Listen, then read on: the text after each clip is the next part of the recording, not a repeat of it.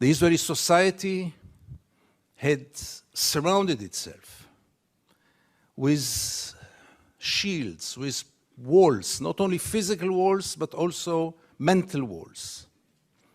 I don't want to get into it because it's another lecture, but I'll just give the 3 principles which enable us Israelis to live so easily with this brutal reality.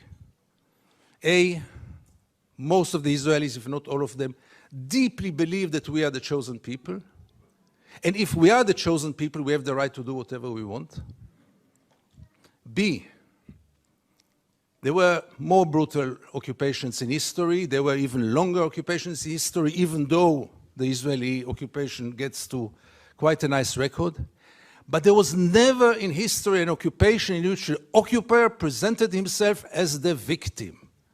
Not only the victim, the only victim around.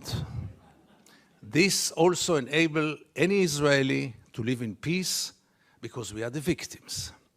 The other day, Professor Falk spoke about this dual strategy of Israel of being a victim on one hand and manipulating on the other hand. After what happened in Paris and in Copenhagen with the terror attacks, Benjamin Netanyahu came with the notion all the Jews must come to Israel. It's the safest place for the Jews in the world. It's a shelter for the Jews in the world. Which is wrong, because Israel is today the most dangerous place on earth for Jews, but let's put it aside. It was only 24 hours later when he said Israel is an existential threat under the Iranian bomb. And I asked myself, how can you dare call Jews to come and to join this suicidal project when the Iranians are going to bomb us?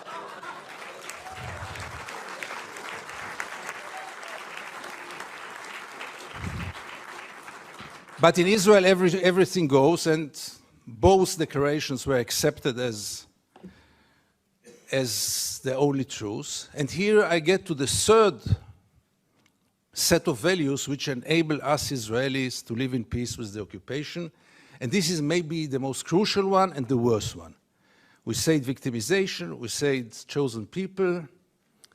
When I say victimization, it goes without saying we have to mention the Holocaust and the unforgettable Mrs. Golda Meir that the American jury had exported to Israel. She said once, this unforgettable woman, that after the Holocaust, the Jews have the right to do whatever they want.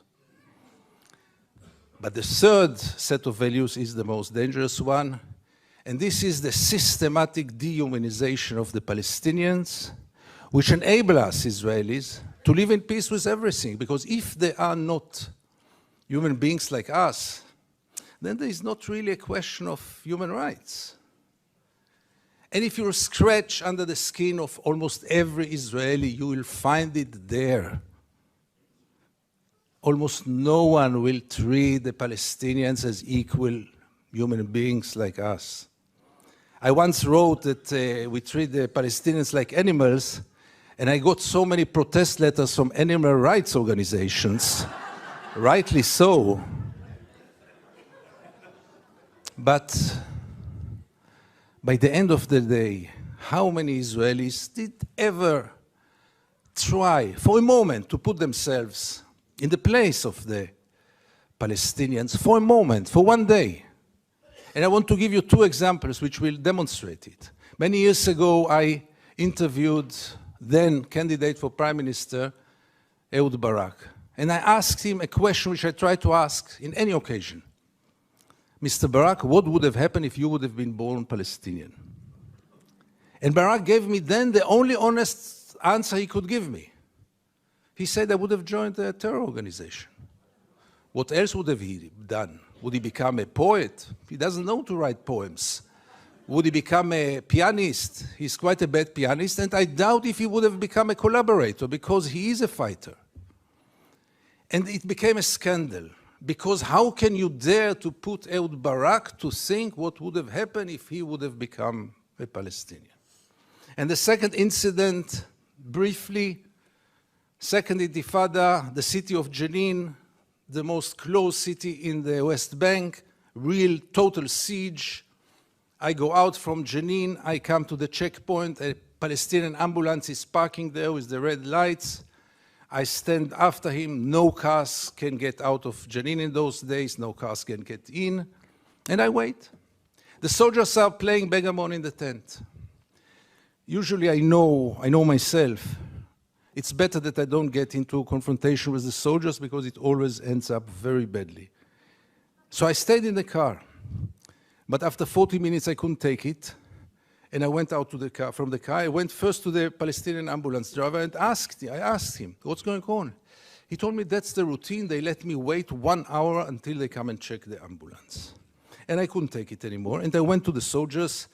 It became a confrontation. But the question that I asked them, which really brought them to direct their weapons toward me, was one. What would have happened if your father would have been lying in this ambulance?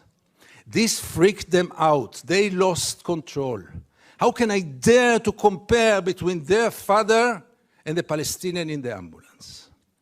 And this set of beliefs that they are not human beings like us enable us, Israelis, to live in so much peace with those crimes, ongoing crime for so many years, with losing any kind of humanity, values. I heard today people talk about Jewish values.